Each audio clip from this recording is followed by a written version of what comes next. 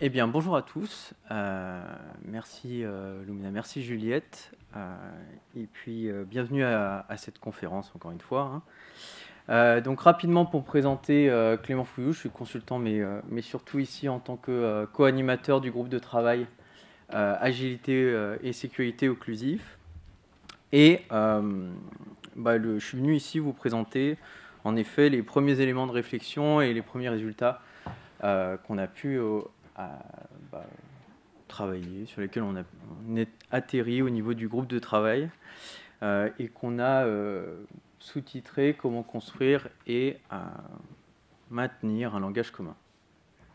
On va voir que c'est un sujet de langage qui est assez prégnant. Donc, j'ai voulu faire comme la plupart des conférenciers quand il s'agit de définir un sujet, c'est-à-dire qu'on prend les sujets et puis on regarde les définitions dans le dictionnaire. J'ai regardé mon Larousse qui était un peu poussiéreux au-dessus de ma bibliothèque et au final j'ai trouvé une première définition qui m'allait pas très bien, une deuxième qui était un peu mieux, puis j'ai littéralement abandonné quand je suis allé voir le Robert et que là vraiment j'en étais à côté de la plaque. Donc plus sérieusement, pour parler d'agilité et sécurité, bon, on est allé voir un très bon ami à nous qui nous pose des problèmes en cybersécurité mais aussi qui nous apporte quelques solutions des fois. Et en fait, ce qu'on rencontre sur ce sujet de la sécurité et de l'agilité, c'est qu'il y a un peu un thème récurrent qui revient, qui est de trouver un peu la balance entre l'agilité et la sécurité, trouver l'équilibre. Et alors, bon, j'avais compris que c'était un problème de poids, mais pas autant. Et en fait, en regardant la littérature, même plus dans le détail avec le GT, on se rend compte que, au-delà même de chercher la balance, c'est plutôt une opposition entre les concepts qui est mis, plutôt un match de boxe. Mais alors, bon, quand on a creusé le sujet, on s'est rendu compte que plutôt il y avait aussi quand même des parallèles qu'on pouvait faire, notamment dans la structure des différents sujets. C'est des sujets sur lesquels il y a des fortes communautés, des pratiques qui sont importantes et qui se diffusent, des outils et des référentiels qui font vraiment, qui mettent tout le monde d'accord sur le marché. Et c'est aussi des besoins qui sont à peu près, enfin, qui sont en partie similaires dans l'entreprise, c'est-à-dire que dans les deux cas, il y a un besoin d'évangélisation qui est fort et il y a des transformations de l'IT en termes de personnes, de process et d'applications qui sont importantes dans les deux cas. Mais, bon, et là, c'est là où on rejoint le ring de boxe, entre guillemets, c'est qu'il y a forcément une opposition au niveau des enjeux. On retrouve un peu les sujets qu'il y a sur le DevOps notamment, sur le besoin de faire un choix entre la stabilité et l'évolutivité. Bon, soit. Et aussi beaucoup le langage. Et alors ça, vous avez forcément dû vous en rendre compte. D'un point de vue linguistique déjà, le monde agile, c'est un monde qui est très anglo-saxon, puisque de nombreux mouvements agiles sont nés aux États-Unis, et donc on parle souvent des Scrum Masters, des Product Owners, de l'agility at scale, voilà, et donc forcément c'est un langage très teinté. Et du côté de la cybersécurité, bon, en tout cas en France, on aime bien nos notions de souveraineté. Et il y a une influence qui est quand même assez forte. Enfin, il y a des drivers qui sont poussés par les réglementations, les réglementateurs, dont l'ANSSI par exemple, et puis aussi des communautés peut-être francophones comme l'Occlusif par exemple.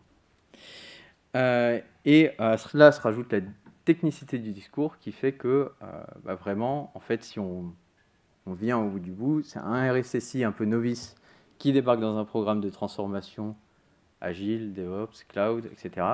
Il peut être un peu perdu. Et inversement, mettre dans les mains d'un product owner un référentiel type NIST ou une PSSI un peu poussée, un peu technique, ce n'est pas forcément la meilleure stratégie. pour améliorer la couverture des besoins de sécurité.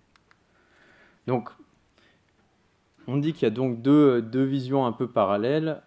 Pour autant, donc, si on reprend l'historique, et je profite du fait d'être un peu le premier à présenter, il y a quand même des points de convergence qui se multiplient et une dynamique qui se construit. Donc, je passe rapidement sur l'historique des 10 dernières années, mais un des premiers points un peu de convergence agile et sécurité, c'est le manifeste DevSecOps. En tout cas, c'est l'apparition de ce concept et des premières présentations sur ce sujet en 2015.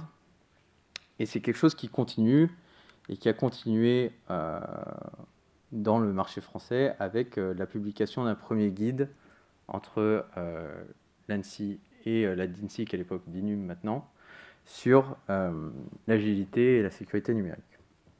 Donc, bon, certains pourraient me dire ici qu'il y a des points communs qui datent des années 50, puisque finalement, quand on regarde les différentes méthodes, on peut voir des boucles d'amélioration continue un peu partout et des routes Deming, Plan, Do, Check, Act. Enfin, je pense que beaucoup de gens ont entendu parler de ça, que ce soit dans des formations agiles ou même sur l'ISO.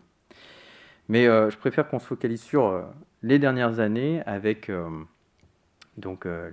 l'ANSSI et la DINUM qui ont publié ce premier guide qui était un travail qui se focalisait sur adapter en fait l'activité de gestion, enfin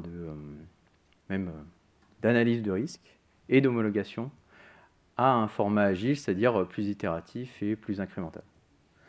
Et donc en 2019, on est arrivé avec l'occlusif pour compléter l'équipe entre guillemets et créer le GT Agilité et Sécurité dans l'objectif d'aller un peu plus loin ou de, en tout cas, déminer d'autres terrains qui n'auraient pas été couverts par ce guide.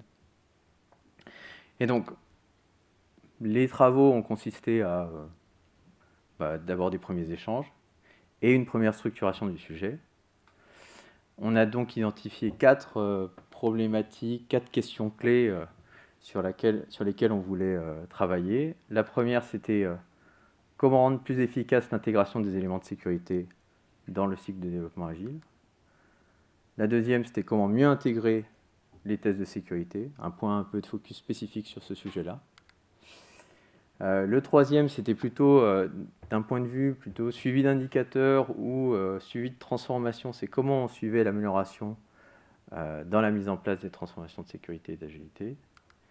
Et le dernier, c'était l'évolution des cultures. Et là, on va dire dans les deux écoles, que ce soit dans les équipes d'agilistes qui découvrent de plus en plus les enjeux de sécurité, et dans les équipes sécurité qui s'adaptent à de nouveaux modes de fonctionnement.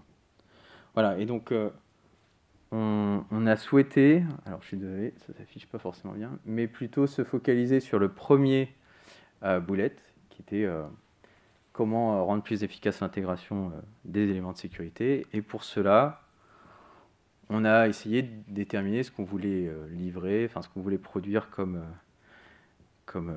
outil en fait, ou comme pratique, ou comme référentiel.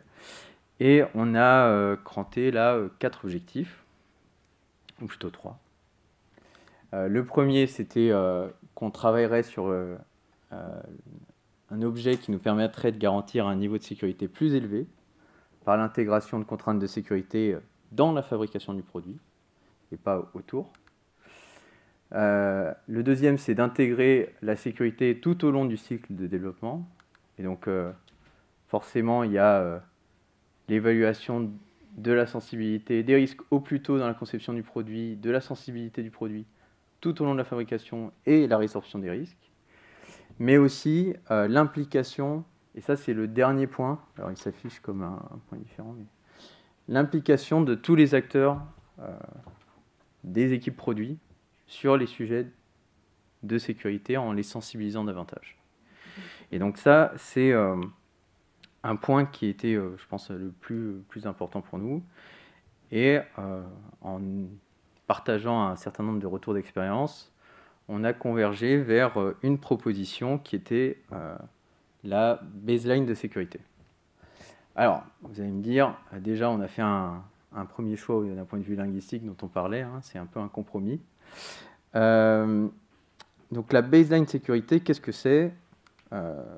C'est une référence pour mesurer et comparer son produit par rapport à des exigences de sécurité spécifiques. C'est aussi un guide pour instaurer les principes de sécurité au sein des équipes produits, dans les développements produits et au sein des différentes itérations qu'elles peuvent avoir.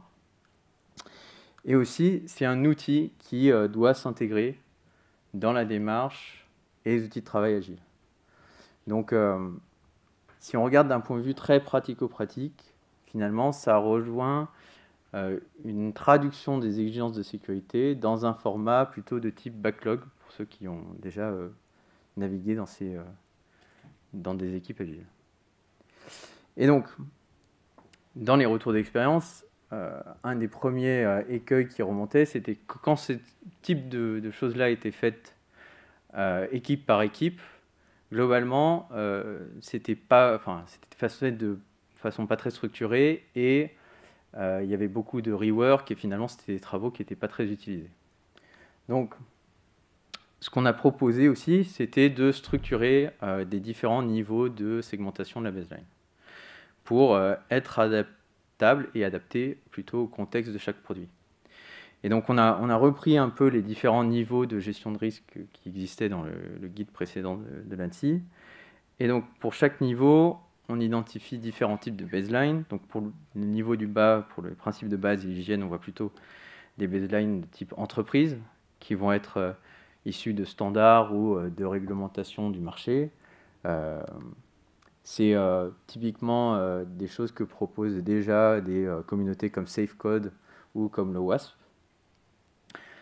Ensuite, au-dessus, là, on rentre dans le milieu de l'entreprise, donc on voit l'apparition d'une baseline plutôt entreprise qui traduirait des objectifs de sécurité contextualisés au niveau de l'entreprise. Et donc, c'est des choses qui seraient plutôt à la main des équipes de sécurité et gérées par eux. Et enfin, il y a un niveau au-dessus où on décline cette fois cette baseline dans un backlog sécurité produit qui, lui, pour le coup, est co-construit avec les équipes produits. Voilà, donc c'est la différence de segmentation et aussi une différence en termes d'utilisateurs et de gestion. Et donc, vraiment, si on veut rentrer dans le détail et dire comment on fait pour une entreprise, on commence par la construction de la baseline entreprise. On se base sur les baselines génériques, les corpus documentaires existants, et on va cartographier les mesures existantes et les solutions qui existent. L'idée, c'est que les équipes produits puissent se focaliser sur les mesures qui les concernent et qui ne réinventent pas la roue non plus. Donc c'est pour ça qu'on fait le lien avec les solutions. Et ensuite, sur cette baseline, cette backlog sécurité produit, il y a une activité qui consiste à sélectionner les mesures de sécurité pertinentes et traduire ces règles en ce qu'on va appeler des security stories, mais il peut y avoir des noms un peu différents sur le marché.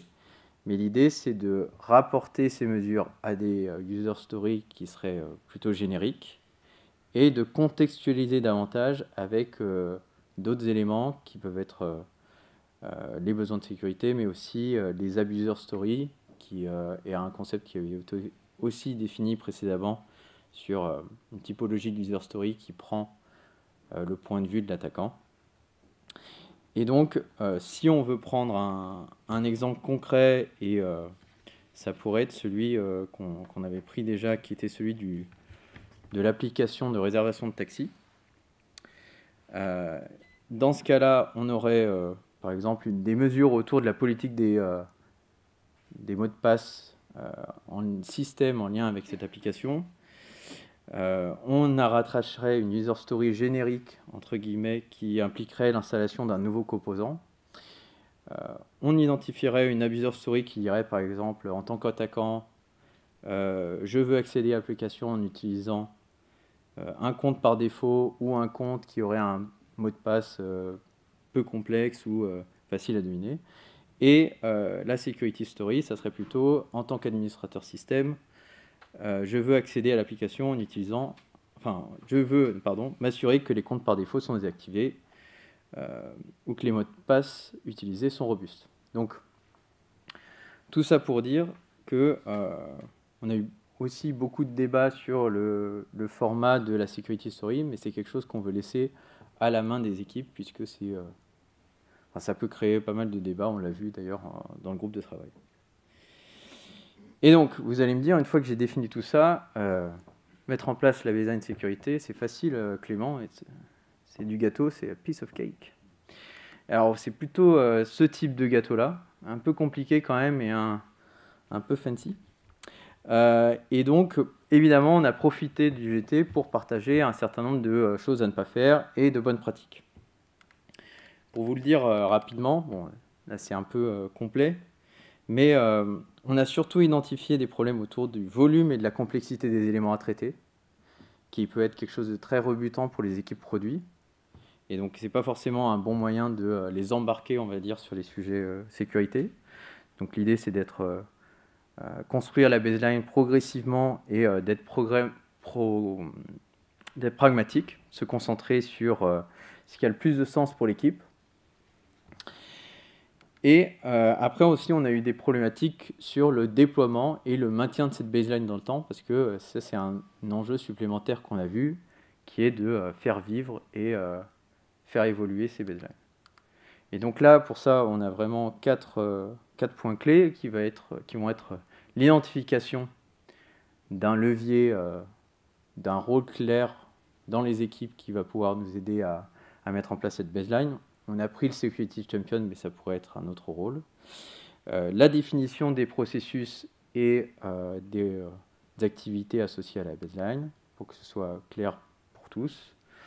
Ensuite, la sensibilisation des équipes et la formation des Security Champions pour qu'ils deviennent in fine autonomes dans la gestion de cette baseline. Et malgré tout, un certain niveau de contrôle, au moins dans une approche de support à premier temps, pour vérifier la bonne application de cette baseline.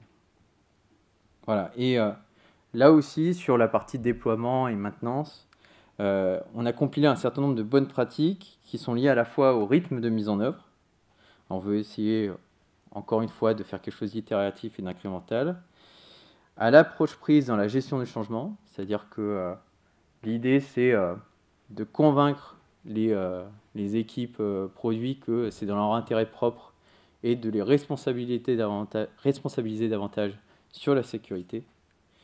Et enfin, des enjeux d'amélioration continue, évidemment, mais aussi de communication pour vraiment donner une approche aussi positive au changement, puisque forcément, dans les premières expérimentations, ça sera compliqué, il y aura de l'incertitude, mais le moment où il y aura des résultats, il faudra communiquer sur le sujet pour pouvoir embarquer tout le monde et diffuser ces pratiques.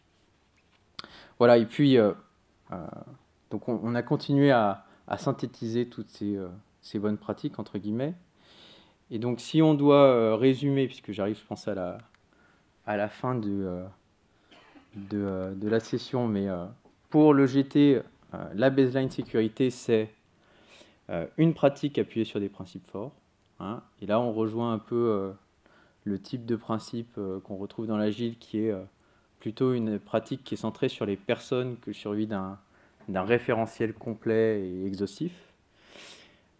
Et plutôt une expérimentation qui a vocation à évoluer au fil de sa prise en main par les équipes, plutôt qu'une méthode aussi, là encore une fois, complète. Et surtout pour nous, c'est une opportunité pour rétablir le dialogue et l'échange entre les équipes, c'est-à-dire que quand on lance une transformation agile ou DevOps ou peu importe, pour nous, la baseline sécurité, c'est un outil de rétablissement du dialogue ou pour faire rentrer la sécurité dans la transformation en disant, voilà, on a cet objet-là, on peut travailler avec, on peut s'interfacer avec vos process agiles, comment est-ce qu'on peut travailler ensemble. Et là, c'est là que le dialogue se rétablit. Voilà. Et que finalement, un langage un peu commun se construit. Mais de façon très pragmatique et pour le GT, et je finirai là-dessus, la baseline de sécurité, c'est finalement un guide qui sera un complément au premier guide qui avait été publié à l'ANSSI et la DINUM, et bon, qu'on espère fera l'objet d'une publication sous peu, et ça sera une première extension de ce guide. On imagine qu'il y en aurait d'autres. On a couvert une des questions que je vous ai présentées tout à l'heure, mais il y en a encore 3 autres et encore plein qu'on n'a pas mis sur le papier. Et c'est aussi la première brique du GT qui, j'espère, continuera son travail de partage sur les autres sujets identifiés. Et je vous encourage à y participer si vous le souhaitez. Vous êtes les bienvenus. Et je remercie aussi tous les autres participants du GT qui ont aidé à construire finalement ce mini-guide sur la baseline sécurité. Voilà. Et je vous remercie encore pour votre écoute. Et je vous laisse découvrir les autres sujets de la conférence.